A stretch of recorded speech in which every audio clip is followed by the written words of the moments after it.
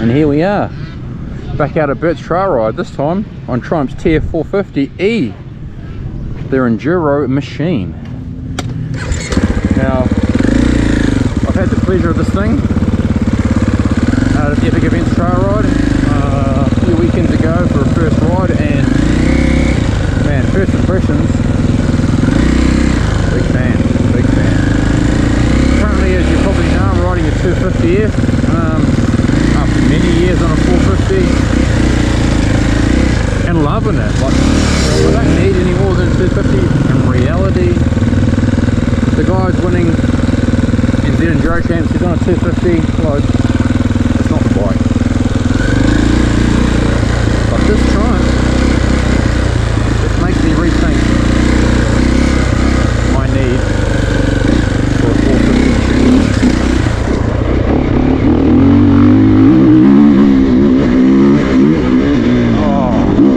And that brings us here, team, to Triumph's TF450E, Triumph's Enduro 450cc weaponed, and we're here at Burts Farm. Beautiful day for it, tracks are primo as per usual, and we're cutting laps on Triumph's TF450E. And yeah, could not be more happy.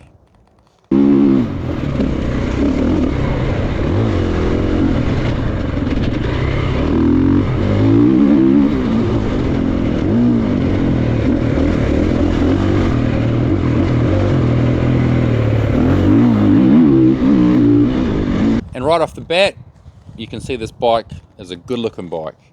Not just that, it comes with all the stuff you need. We've got handguards, we've got hydraulic clutches, we've got Brembo systems, we've got KYB front and rear suspension, good stuff. We've got enduro computer, we've got smooth linear power, we've got a nice quiet exhaust, it's got quick shift if you need that, traction control, launch control if you want to jump off for those special test starts. 2 different maps you can change on the fly, which is pretty cool.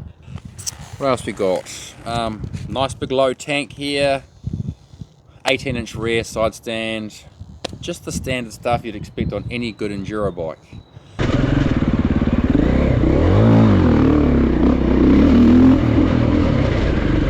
The first thing I noticed when I got onto this TF450 is how easy it was to ride, and that was super surprising. I've been a 250 guy now for a little over a year, maybe coming up a year and a half, and I swore to God, done with 450s. I spent my whole entire racing career on a 450.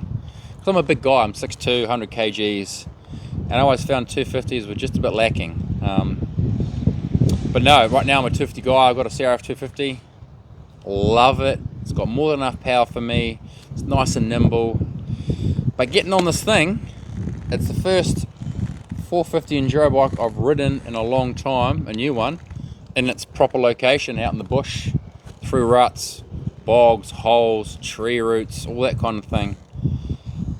And this thing's really making me rethink my 450 career is over, because it is easy to ride, the power delivery is so smooth, it doesn't pull my arms off, it just tracks. And it just gets me out of corners quicker than my 250 does, which, you know, it's not surprising. It's got more ponies, but it doesn't do what those old 450s used to do and just like rip out of the corners and you're trying to hold on. This thing really allows you to ride the bike. And yeah, again, the most interesting part about this bike for me was how easy it was to ride just straight away. I set the bars up where I wanted them, got the levers in the right place, drop the rear brake a bit because that's how I like it, and like we're away.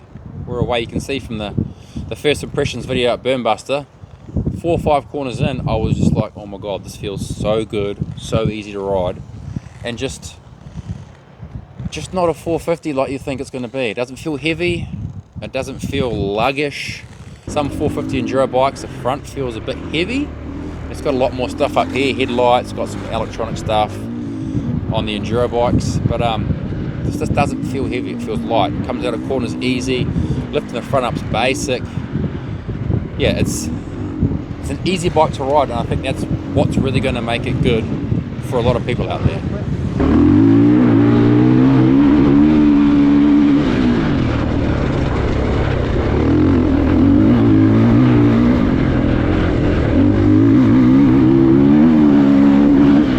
Now getting a bit more specific on the components on the bike, KYB suspension, front and rear.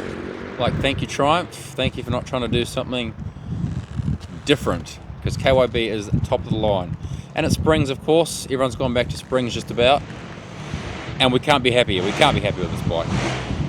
I had a few people ride it, and they told me it feels a little bit doughy, was what they would say, and I would push back on that a little bit.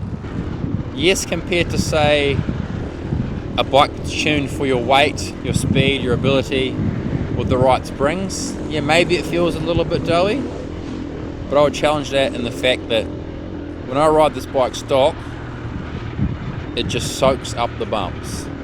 I don't feel it through my arms. I can push hard and I'm not getting any hard feedback on it. Yeah, on some big huge G-outs it can be a little bit wallowy, but not where I'm like hitting and it's going like this and I'm feeling uncomfortable and I want to get off it. Not at all. It does seem to have quite a lot of hold up, even for me, but the fact that it just chops across those bumps real easily, really nicely, especially at tracks like Burnbuster where they cut up on the Sunday. This thing was comfortable and just easy. I go back to easy to ride all the time, but it was just easy to ride. Comfortable, it just floats across the bumps. It's not kicking you, it's not too harsh like maybe like a race suspension would be. It's a really good platform to start with for just about any rider out there. If you were going to be racing it, yeah, okay, you might want to go up on the springs a bit and maybe stiffen the top a little bit, because when we're racing we're pushing hard and we're already pushing to a stroke anyway.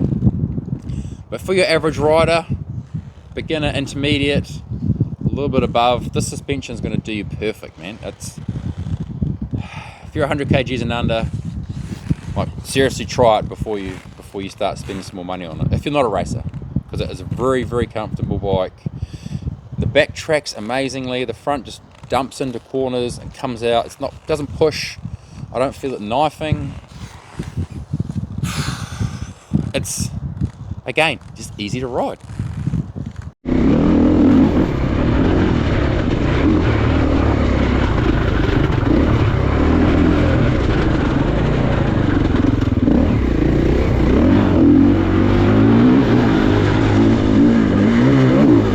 So my clicker settings, if you have got one and you want to try to find something nice, from hard on the compression on the front, I've gone out 10, so not quite halfway.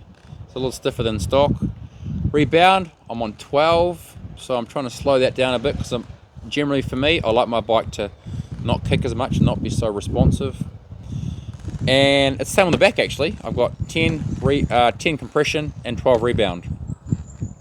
And I find that's a pretty good happy medium. I think personally, for the majority of people, this is a good setup, man.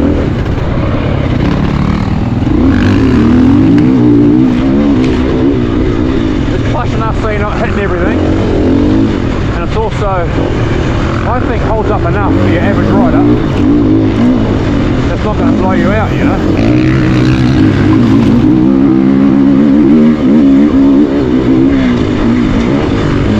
I was launching off some jumps here at Burts Farm, and the old water ruts, you know, the water savers. You sort of launch off them and land, and yeah, I'm using all of the stroke, but like I'm not feeling any clanks. I'm not landing. I'm getting out of shape.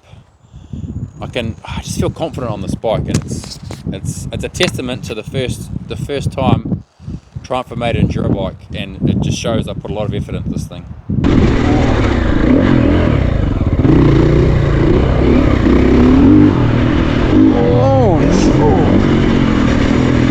And it soaks it up really, really well.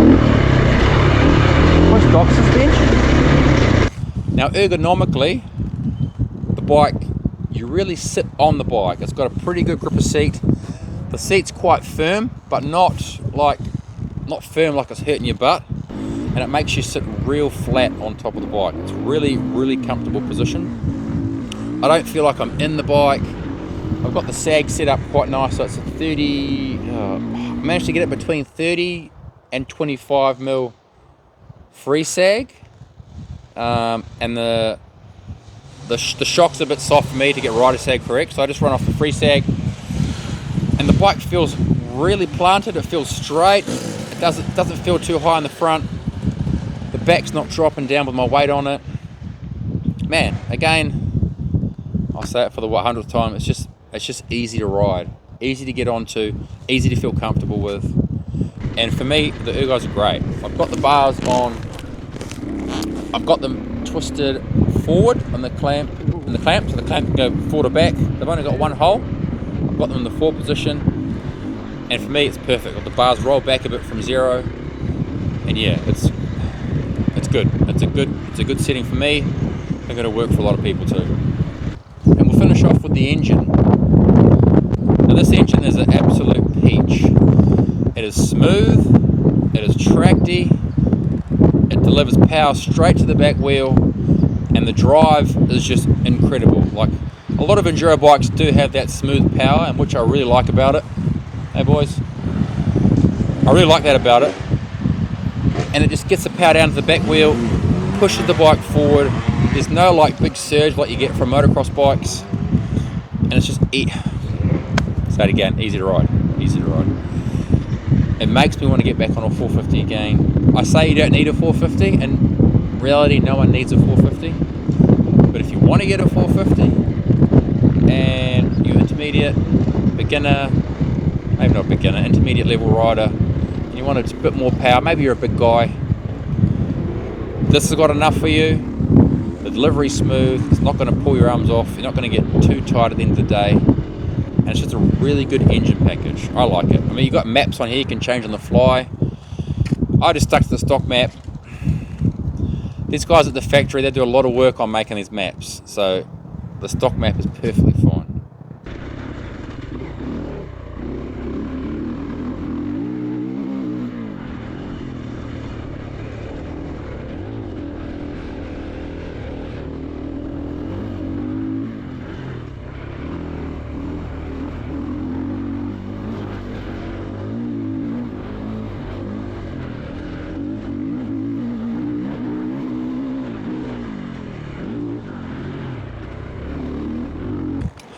Now if these Triumphs interest you as much as they interest me, you can get to Burnbuster, the next Burnbuster. Triumph will be out there with their bikes doing demos. Book a ride in, just have a go, see what it's like. You can't go wrong. These things, they should sell every single bike they have of these, because that's how good of a bike it is. Don't be shy, it's the first run, don't let that put you off. These bikes are good from the get-go. Ricky Carmichael's been a huge part of this, just for the bikes, the overall models in general, all of Triumph's off-road models. Ivan Cervantes, huge ex-world enduro champion. He had a lot of input into the enduro models. Right off the bat, these things are winning bikes.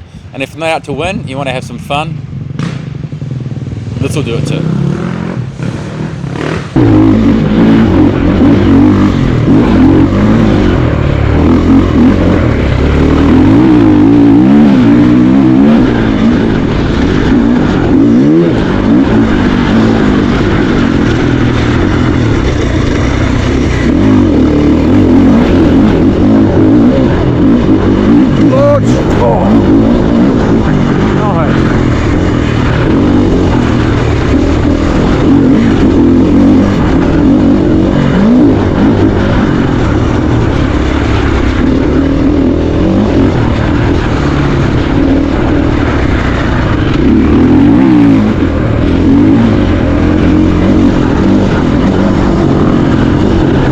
Little jump.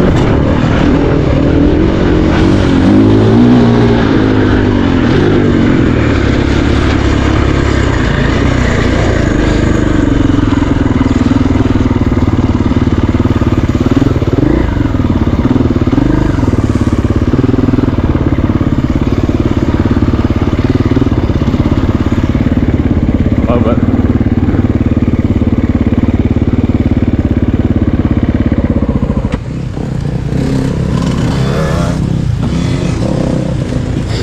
What a beautiful day, team.